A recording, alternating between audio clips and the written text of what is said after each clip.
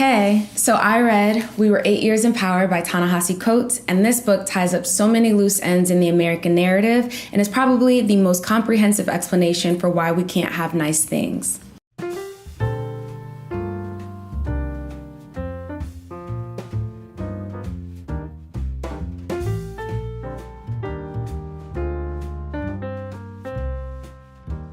This is the collection of essays that chronicles 3 distinct 8-year periods: the 8 years of Obama's presidency, the simultaneous 8 years that Coates transitioned from unemployment to becoming one of America's leading public intellectuals, and the lingering effects of the 8 years of Reconstruction in which Black people's achievements in good Negro government was curtailed by an uprising of white supremacy.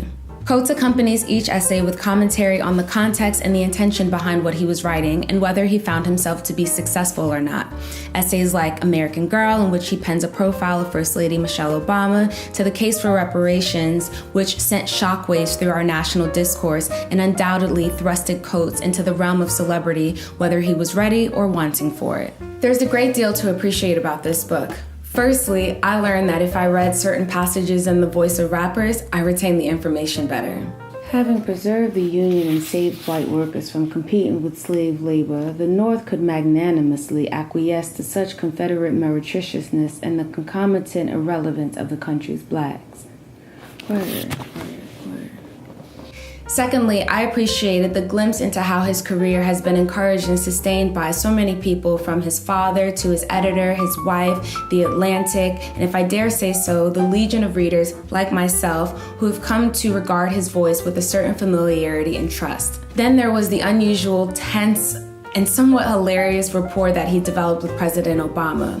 But perhaps the most visceral experience for me in this book was the presence of Shirley Sherrod. In the summer of 2010, the conservative website Breitbart posted an edited video of Sherrod, then a public official of the Department of Agriculture, which appeared to show Sherrod telling an audience at an NAACP meeting that she had racially discriminated against a white farmer in the state of Georgia. Not only was the clip taken out of context, but the irony is that the intention of her entire speech was to share her story of how she learned that her work as a civil servant had to be approached from the advocacy of those in poverty and not necessarily along the lines of race.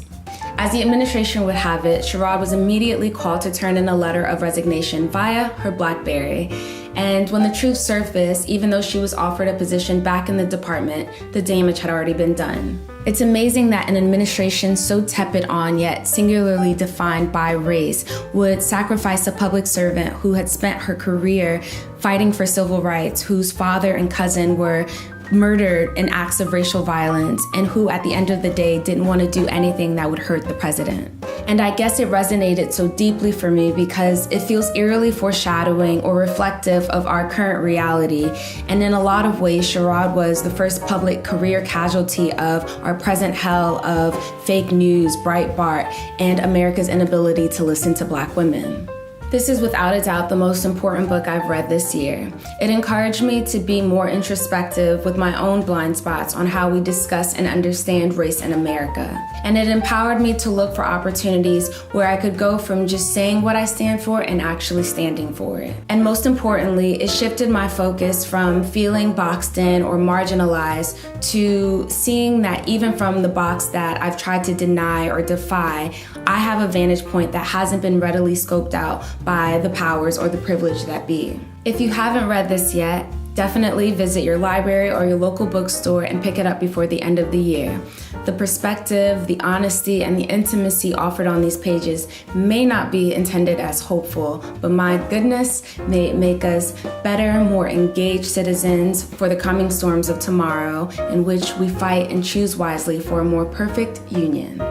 One in which we listen to Black women the first time. And if you've already read it, drop a line in the comments below with your thoughts on the collection, your favorite pieces, and any important takeaways. As always, thank you so much for watching, and until next time, remember to read or be read. I'll talk to you soon. Bye.